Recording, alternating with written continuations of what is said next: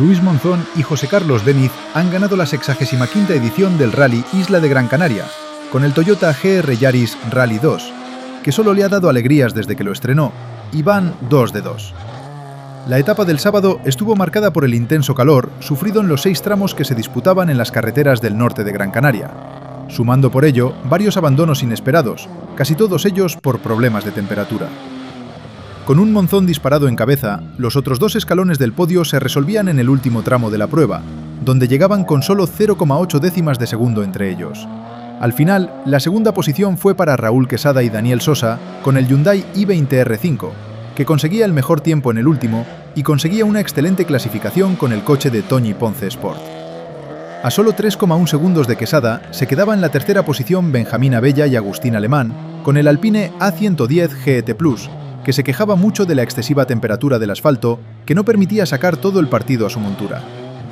La cuarta posición era para el lanzaroteño José Betancourt, que con Pedro Viera a la derecha del Hyundai i20N Rally2 siguen aprovechando la oportunidad que le ha dado Hyundai Canarias para seguir aprendiendo y demostrando que es una de las jóvenes promesas. Muy contento, pero en la quinta posición de la general llegaban a meta a José Benítez y Patricia González, que sufrieron mucho con el Porsche 911 GT3, dado que sufrían varios trompos en el transcurso de la prueba que les impedía progresar en la general.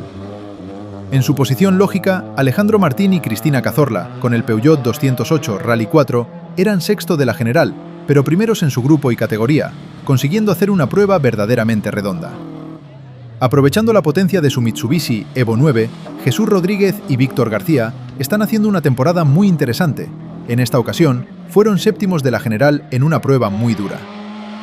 En lo que podría ser su mejor temporada, Antonio Estalella, con Pepo Batista a la derecha, parece que ya tiene por la mano al Toyota GR Yaris N4 y se instala rally tras rally entre los 10 primeros.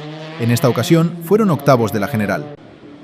También la novena y décima plaza de la general se la jugaban en el último tramo del día, siendo finalmente la novena posición para Tato Suárez y María González, con el Ford Escort MK2 que ganaba entre los Classics.